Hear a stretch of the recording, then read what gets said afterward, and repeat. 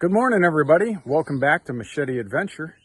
Today, we're going to give you a little behind the scenes on the progress on the chicken house. So, not a lot of work going on today. Today, we're going to kind of take it easy, but you'll see where we're at and where we're going. So, hang tight.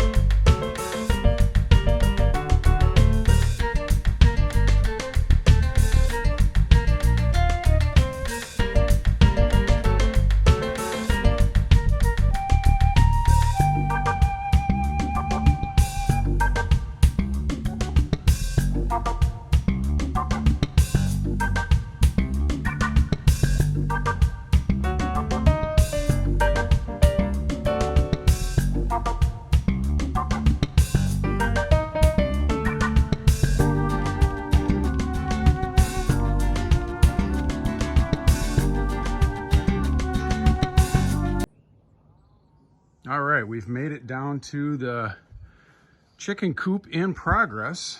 As you can see, there is a roof on the chicken coop and the wire has started to go up.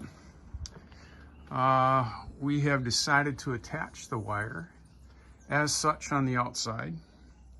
Now, because these openings are pretty big, they're about 5 foot, and then 5 foot from top to bottom, from there to the edge of the concrete. And then we've got each length on the long side is 28 feet and the width is 12 feet. So, finding hardware cloth that was wide enough to actually span that wasn't possible. So what we ended up doing is cutting strips, about 62 inches long, and running them from top to bottom, securing them with staples on the top, which might change. We'll see how that goes. And then securing it with 1x3 strips. Now, this is pressure treated wood also, with concrete Tapcon screws.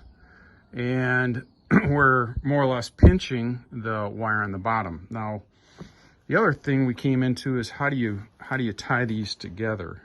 So what we did was we took some 16 gauge wire, I believe it is, and we wove it through.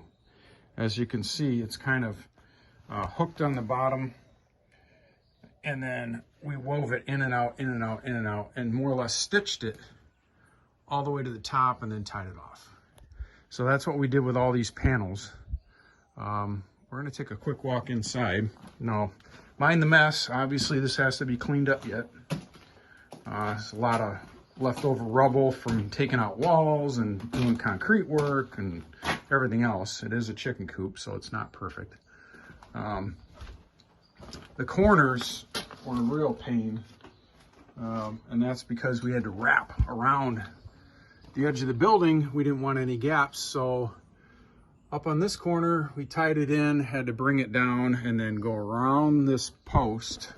So let's take a look. Big post, go around it on the outside of the building. And when you do that, it kind of makes a weird angle. So we had to wrap it around and then cut the fabric at an angle. And again, weave it together. And it came out pretty good, actually. So, you know, I'm satisfied with it. There's no gaps. Everything's tight. And we ended up putting in so far 1, 2, 3, 4, 5, 6, 8 panels.